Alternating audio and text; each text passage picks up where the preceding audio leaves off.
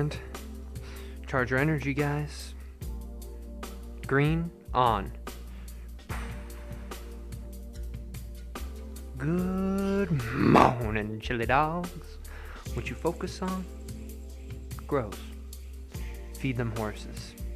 We got 3 more pots coming at you guys. We got the ones right over here. The clay again, it's a little bit softer. So this batch is going to be pretty much a lot softer than the other ones. I'll probably be able to center it a lot easier, but I think height and keeping them upright is going to be a little bit more difficult with these ones. They'll probably also be a little bit shorter, but yesterday they were actually decently tall, so we'll see how it goes. Anyway, guys, I'm going to cut right over there in a second. But anyway, goated 1. Green, off.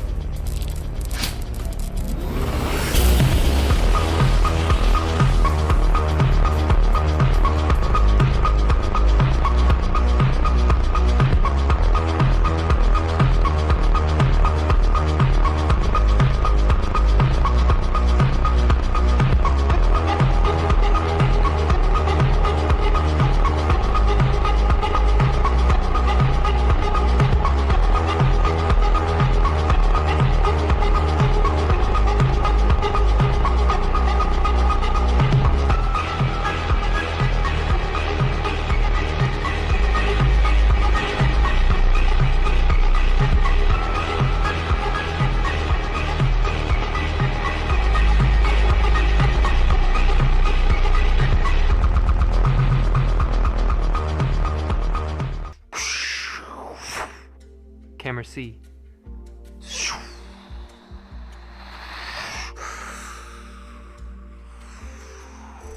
Camera B. I'm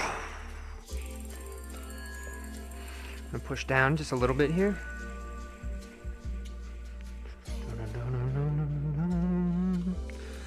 Right at the base, get some water on there.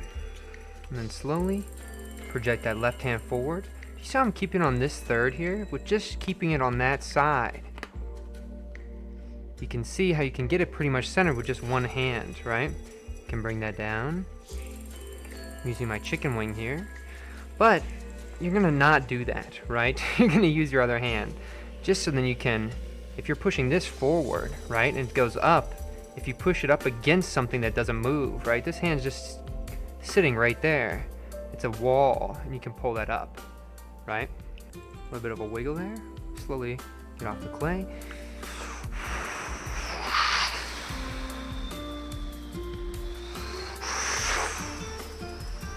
Bring this up.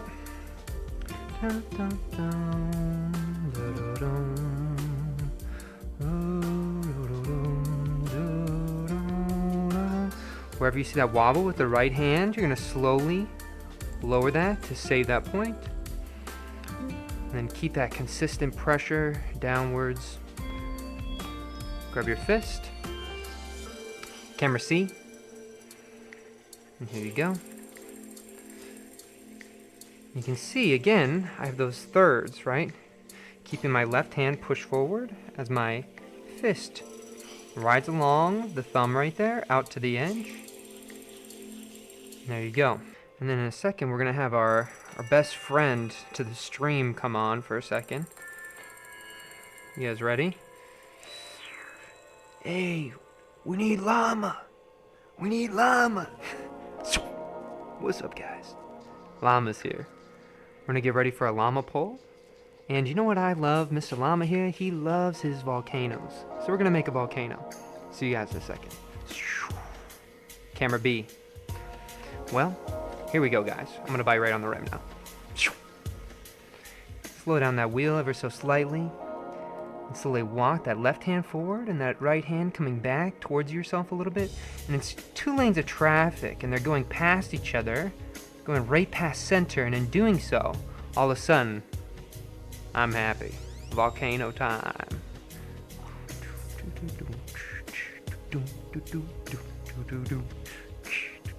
See you later, llama. Peace out, bro. Okay. We're back in the bottom. All of a sudden, you're going to take your knuckle here, right? And you might be asking, why did we need the volcano in the first place if you're going to open this up? Because if you bring those together and the walls are even, when you bring this out, it's going to be a slight taper towards the top, so you don't even have to worry about them being too thick on the top. You actually want a slight taper.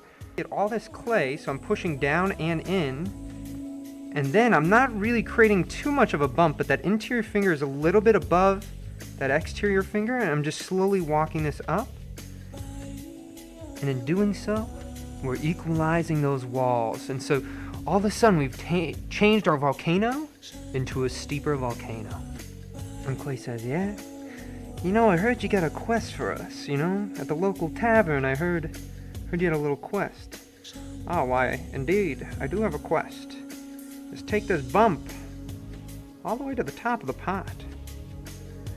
And we say, I'm already halfway there. You got the finish line in sight. Just sit at the top. If you're noticing, you know, the end is usually a little bit easier, thinner, right? So you just want to stay calm, and you don't want to push too much. Put some water on your elbow here. You know, it's going to be bumping in the side. You don't want it to be grabbing. Also, I'm going to make sure that inside wall is nice and wet. Right down to the bottom one more time. Push in, lift that interior finger up, and a little bit out, right in front of this bump. Slow that wheel down. And then slowly walk this up. And if you start seeing it's getting a little bit wobbly where it's thin, don't freak out. Continue to pull all the way up to the side of the pot here, guys. Imagine you're just like a slug trying to find his next meal. He can only move as fast as a slug can move, even though he wants to get that food, right? There you go, guys. Take a breath.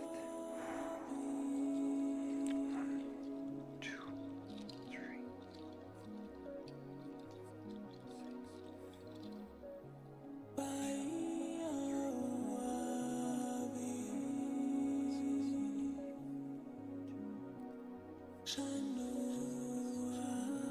Breath, guys. Right down.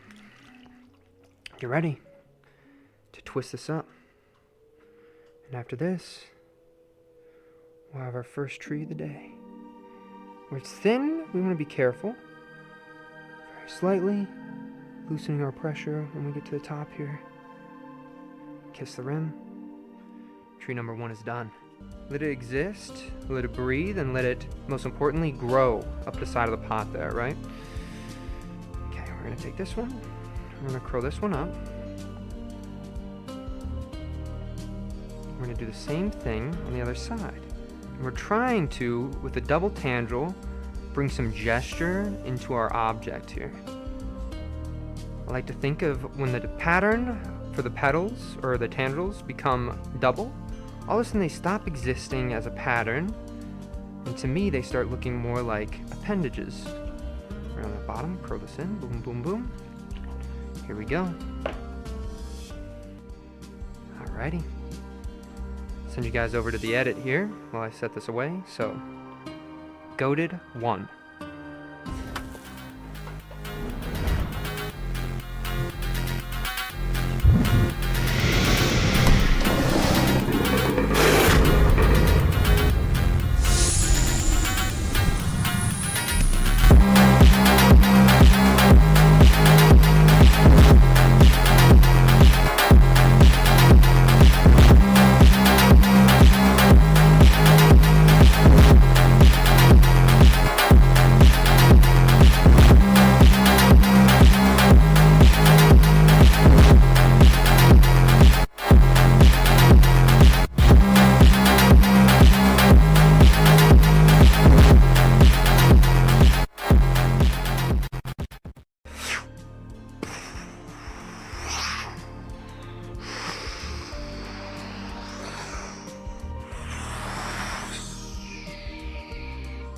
Camera B. Sit down.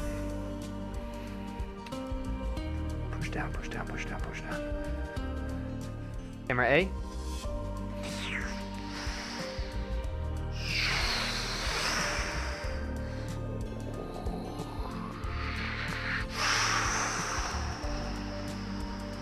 bring that up, and then tilt that forward.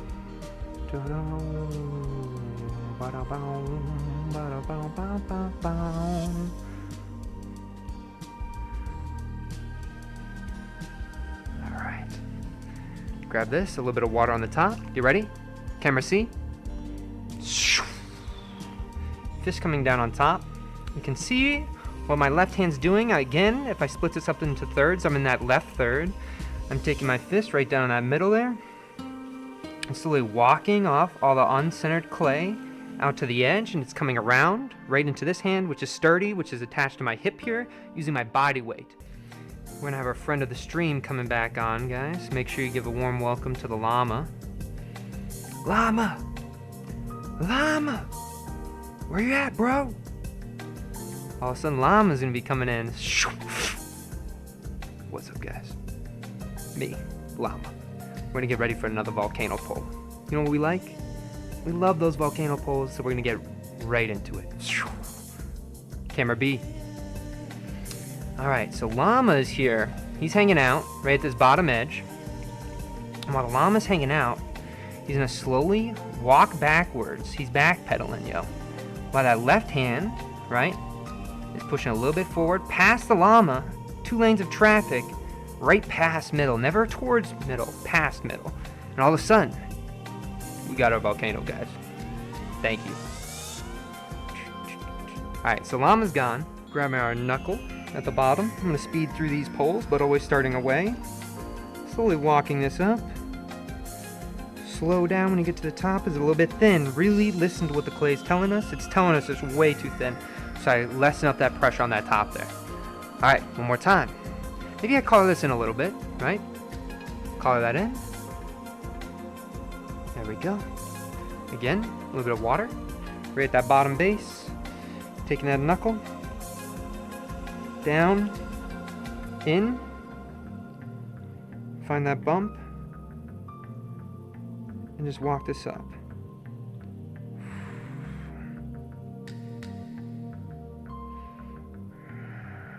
Like a slug up the side of the pot. Take a breath during your pull. Try not to have tension, right? On my water here, right? Look at this water. You see how there's a lot of clay in this water right now? So when I try to use my sponge, right? My sponge is gonna have a hard time absorbing that. And so what I like to do, once this gets a little bit too thick, I always go down and I get myself a nice fresh batch. I always keep a little, all the scraps will go in my bucket here, and then I'll take the water off the top of the bucket as the scraps settle for next time.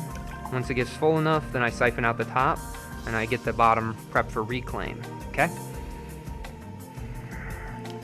Right now I'm procrastinating on reclaim, so you can see I have a lot of buckets, you know, around the room full of reclaim that I gotta take that breath, take that exterior hand, push in just a little bit. That finger on the inside's right there. I can feel the finger through the clay. I'm slowly walking that finger on the inside up, just enough to where my fingers find this bump. And that's all I'm doing with the exterior hand as I'm lifting up that bump. I'm not pushing inward and outward anymore. I'm just almost carrying this up, right? Think baby bird fell out of the nest. What do?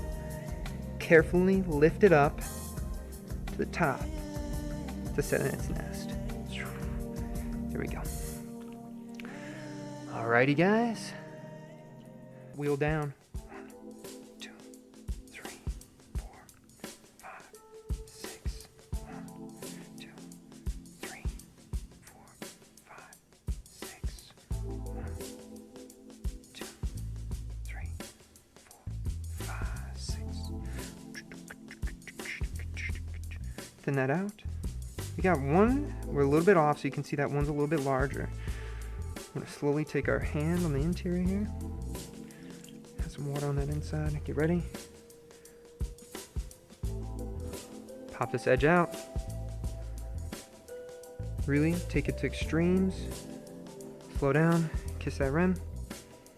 There we go. We got another tree, guys. And cut. 1, 2, 3, 4, 5, 6, 7, 8. There we go. like a Beyblade on the bottom. Slowly curl this up. The key with these is touch them as little as possible.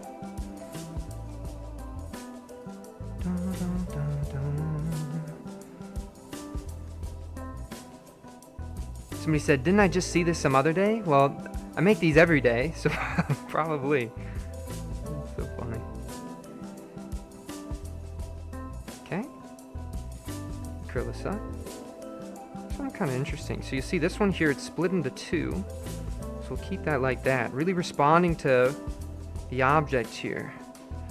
How is the tendrils growing on the bottom here, right? Think about that as you're doing this sort of thing, right? If you want it to look natural, you probably want to grow in the least resistance as possible. Follow the resistance that is in the clay, and usually you can get things that look organic, but also intentional, right? See you guys in just a second. Goated 1.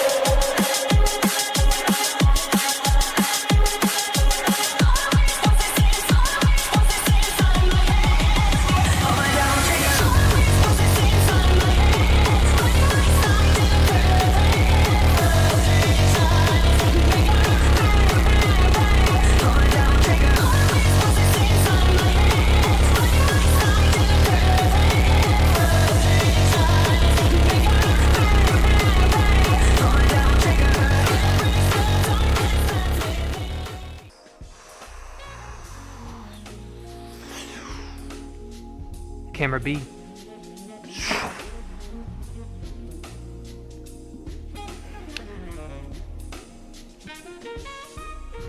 Pop this down. A little bit of water. Bring that edge in, no undercuts, ready to cruise. Left hand, push forward. A little bit of water on the top. You can get it pretty centered, right? You could start going right here, but we got to be good stewards to the object that we're making. We'll really stretch that out.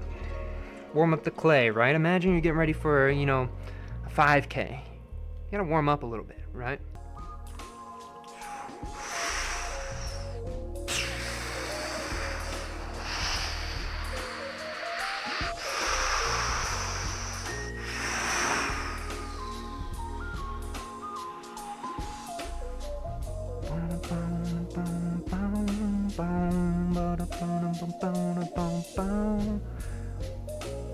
Wherever that wobble is happening, bring that right hand down.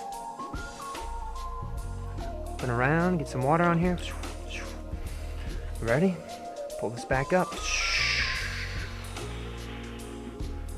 Here we go. You ready? Camera C. Right down on top. Bring that hammer fist down, guys. Keep that left hand on that third over here, right? You got 3 chunks. Keep it on that left third. Hammer fist coming right down. Riding right along that thumb. Bring all that off-center clay out and around into our wrist, which is being supported by our body weight, right? Really using the wheel spinning as a tool to help us get this center, right? Llama's back. Guys, we've already done 2 volcanoes. What is better than 2 volcanoes? That's right, guys. 3 volcanoes. We're gonna get right into it. Camera B. Right down to the bottom here. Slowly taking that llama, biting on that rim, that left hand projecting itself forward, that right hand, that llama coming back. And it's the hands that are moving past each other as 2 lanes of traffic are coming together. They pass right by each other, right past center. Never towards center, always past it. There we go. Collar that in. We're starting lower always when we collar. You can see all of a sudden now we have a little bit of a wobble on the top, right? When you bring things in, right, it amplifies inconsistencies. Somebody asked, do I ever sculpt statues?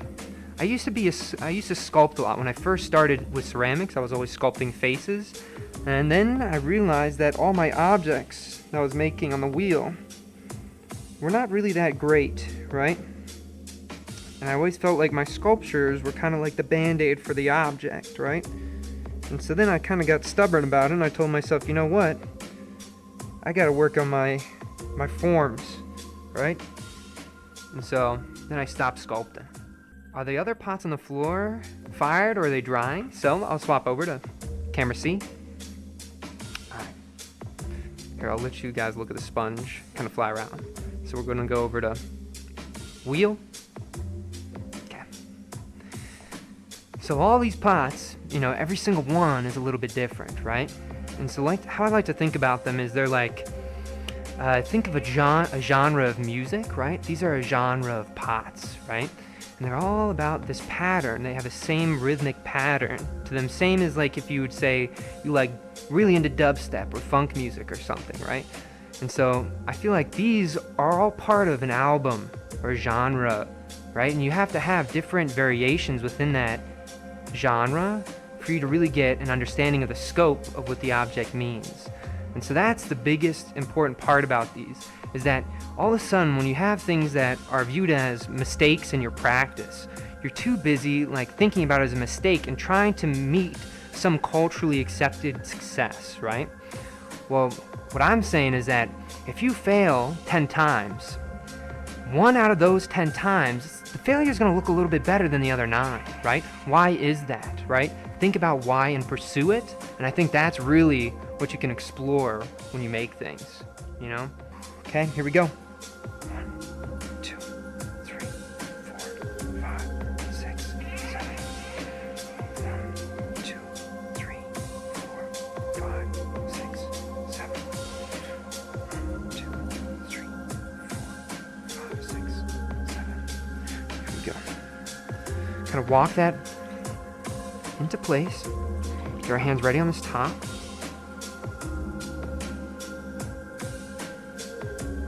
Use the speed of that wheel. Pop that out. It's getting really thin. It's probably going to want to tear. Take it to its limit. Nestle it down. So it's so thin you can see it's starting to collapse, right? And so if we thin this out over here, should we keep it? No, we can't keep this one, guys. And so that's part of the process, right? You're gonna have times where you probably could keep it, right? And this is where you gotta be honest with yourself, guys.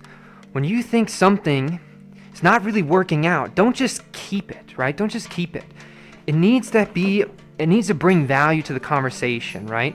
And so that's what I mean. That failure, that didn't bring any value to it, right? But there's other ones that can, right? And so try to figure that out for yourself. Everybody's going to respond and think about them differently, you know? There's some pots where people would say they're complete failures, but to me, sometimes you need that context. But then there's other times where you really got to judge what you're doing. You got to be really hard on yourself sometimes. If everything's a win, then nothing really has value. We got a bunch of little chunks of clay in here. So I'm going to wedge this up on the ground real quick. So, see you guys in a second. Goated 1.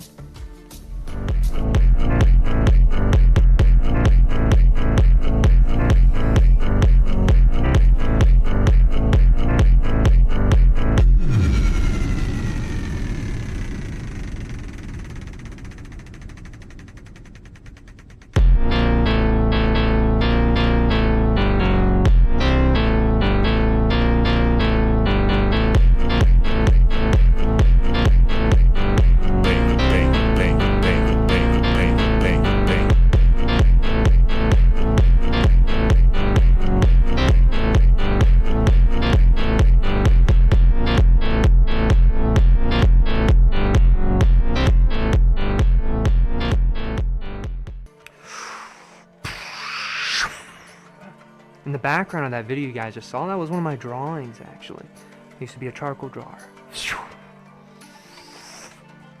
Camera B.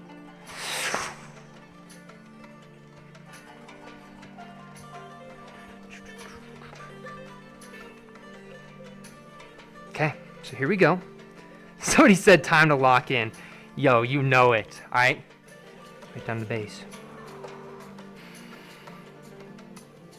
trying to get this done in one. So we're gonna go right down and just be centered right away. Pop that over to the hand there. Add some water. One more time, refine. Done. Okay, thumbs on the inside. Grab your hook. Water on the inside of the pond. Bring this out. Cut across that rim. There we go. Smooth out that base. Bring it down to your depth. Take a breath. Again, one more time on the inside. Nice and smooth. Okay, right down. Get ready. Bring this llama right over top. Make that volcano. Right on the inside there. Nice. Volcano done. Get some water on the inside there. Knuckle down. In a little bit at a time.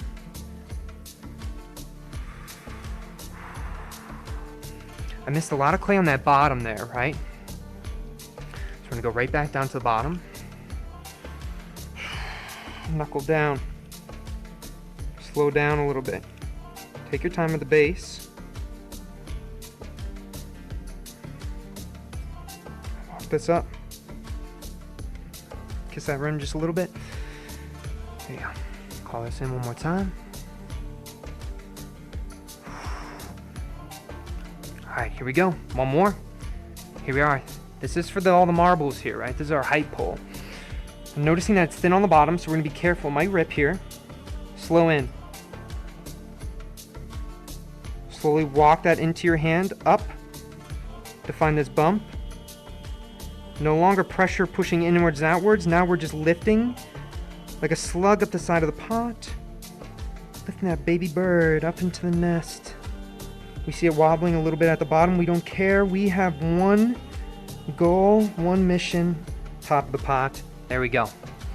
Okay, so here we go, guys. A little bit of water. Somebody said, does my hair ever get stuck in the clay? Yeah, it's okay. Usually I think my ends are really ripped up here, so.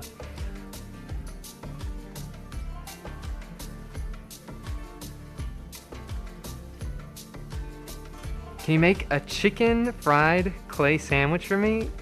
It's so funny about that. I used to work at like a chicken place, like a fried chicken place. And so I fried chicken. I was a chicken fryer. So if there's anybody who can make you the perfect clay fried chicken sandwich, it'd probably be me.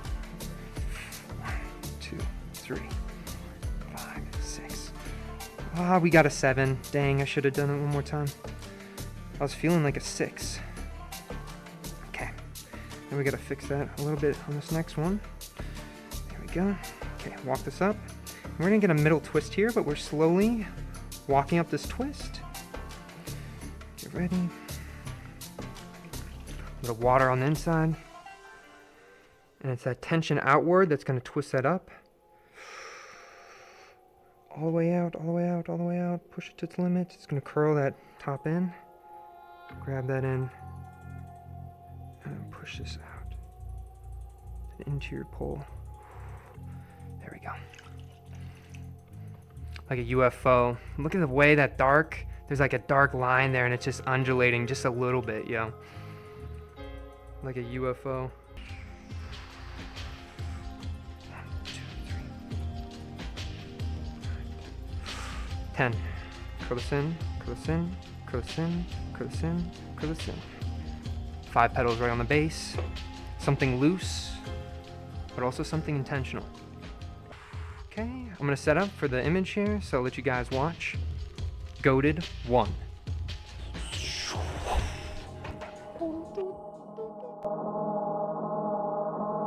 Don't lose your wrist, right?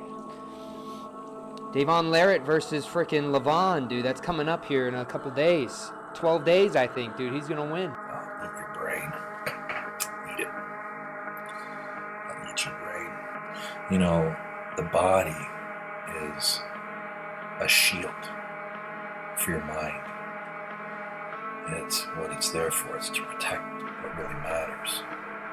And your body will fail eventually. And your mind, well, we'll find out. Down.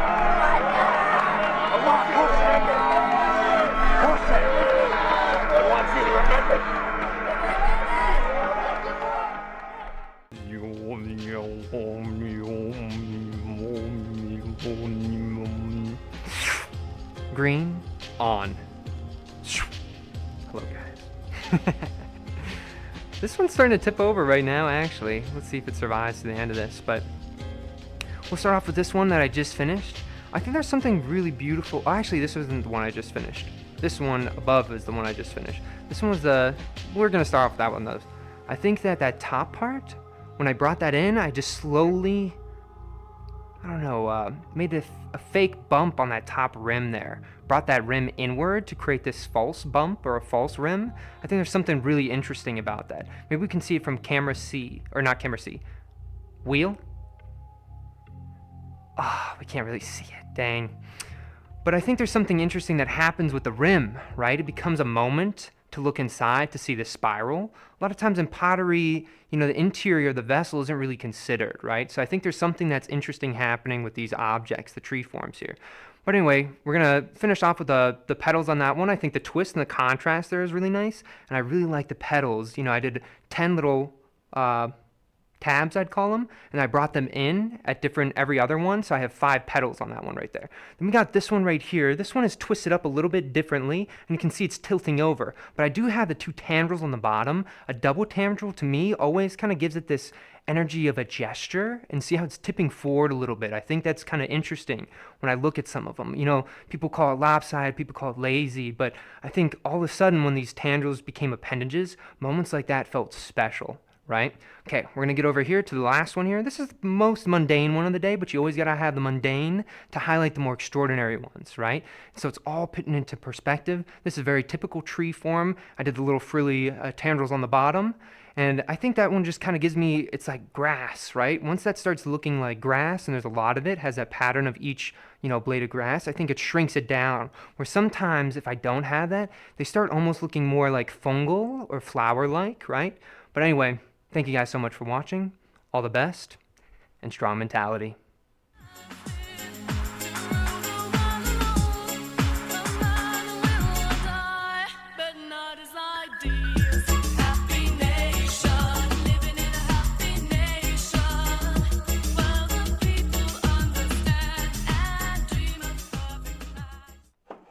My little jar here.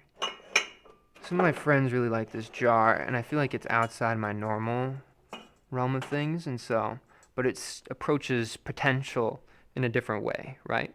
And so I'll show you 2 of them that, approach potential in different ways. Okay, we'll start off with number 1.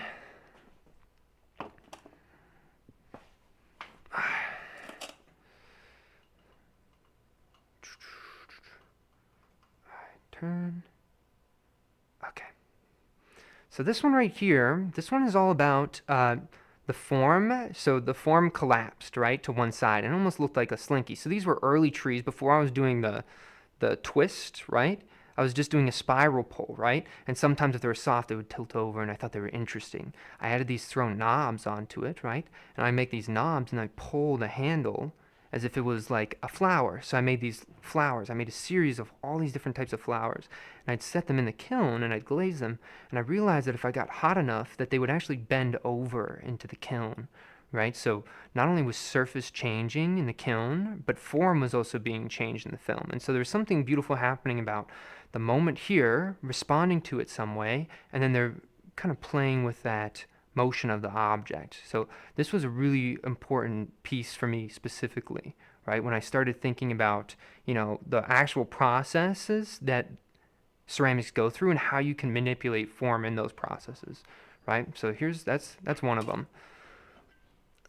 And so then I'll show you one that plays with potential a different way. So sometimes, I have to make like little jars and stuff with like my students, right? They'll be like, yo, Mr. Noah, I don't need a tree, man. I need you to make like some sort of vase. So I'll be like, yeah, sure, I got you, right? And so I'll make like a little jar or a vase, and I'll make something kind of just like typical, because that's what people want in a pottery class, right? But I wanted to still like get into potential, right? How can I activate potential in this specific pot, right? If I wasn't going to be able to do it because of some restrictions, right? Because people want to see like traditional forms, how can I have little sprinkles of potential around, right? And so I thought that these 2 little knobs were something that I could potentially hang something on. So there's a way I add potential. The top, instead of just having it flat, the jar flat, creating a little mini handle that I pulled off that top and creating this almost ice cream scoop top, right? And so there's another way that I'm adding potential into the object, right?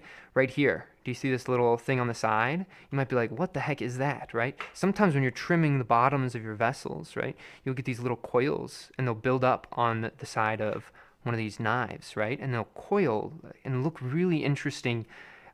They bend like as if you've ever bent a can and it perfectly bent, or if you've ever seen one of those hydraulic press videos, right? And so sometimes it does some cool stuff, right? And so on this object specifically, I take that little thing that came off the bottom there, set it on the side as a moment, right? So playing again with that potential of the object, right? On the inside here, it's a really long, it's almost as if you'd see like a teapot lid, right? One that kind of nestles in a really long way. So then when you tip it over, instead of falling out, right, it hits that edge, right, and keeps it in place, right? And so that's the purpose of like a longer teapot lid. Okay, so we have that out, right? Kind of interesting looking at this too, right? Something that's kind of odd for a jar. You wouldn't really see that typically, right? And then if you look at the gallery on this pot, the gallery is just a lip that I turned inwards, right? And so again, it has this almost filled up look to it, like with air, right? Or almost looseness to it too. And so I think they're both kind of interesting. And then when I get to the bottom here, you know, if I look at the surface of this object here, right? The surface is done in a raku firing. And so it's a really quick firing done with glazes that have high metal content, right? Sometimes it's like even 20%, you know, cobalt carbonate, right? It's going to flux that glaze really quickly. Since it's such a fast firing, you need the glazes to flux faster, right? And then all of a sudden you take that out, that object out at the peak temperature, maybe around, you know, 1900 degrees, usually in a raku, right? Take that out, you set it into a bin full of things. You could do banana peels, people do straw, people do hair, people do all sorts of things, but carbon-based things, right? And then you close the lid, all that stuff sets on fire, and then it eats away all the oxygen, right? And then all of a sudden, you take that off, the object's cooled, right? So it's sealed that reduction atmosphere into the object, and you can all of a sudden, no longer does your copper you know, go green. Sometimes it goes green, right? But now your copper is, you know, maybe fuming on tin and creating some nice red, iridescent colors. And so raku works in a really different way where it's doing almost a surface reduction for your objects here, right? But that's what happened on this one. So this is the other one. All right, I really got to head out, guys, because I've already